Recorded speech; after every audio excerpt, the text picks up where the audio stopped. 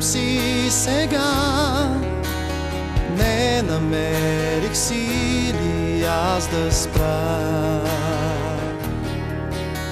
Ти казваше, аз помня. Много благодаря на тях, че ме поканиха да стана част от тази кампания, която, както те сега ще ви кажат, им патриотиката на солидарност, няма за цел да размахва пръсти или да ви каже кое, как не трябва да се прави. Не. В смисъл, точно заради това да се навих и аз.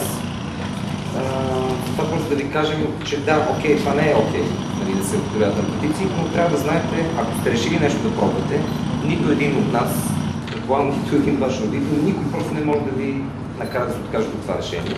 Но поне нещо, ако си решил да направи, знай то до какво може да стигне, защото от някои неща наистина може да спре и сърце. На тая кампания, която стартираме и се казва "Сподели с приятел", е да бъдете информирани, да знаете какви са всички рискове от употребата, какви са рисковете въобще и какво представляват наркотиците. Много важно е за информационната линия, че тя е напълно анонимна. Телефони не се изписват номера, като звънат никъде, не се записват разговори, не ги слуша никой, освен консултанта, с който се говори. В чата също човек е сам с консултанта, друг не може да се включи.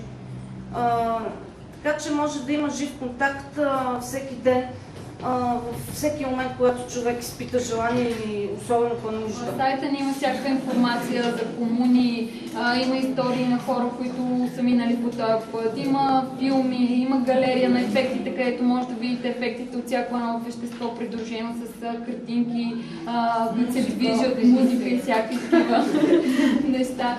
Телефонната линия, чието мобилен телефон е изписан на флайерите, които имате. Ще разговарят с вас освен сега и всичките други видове пъти, когато по някакъв начин се обърнете за помощ, за съвет, за информация, за каквото си решите в сайта, в форума на Асоциация Солидарност, в този сайт, който е drugsinfo-bg.org.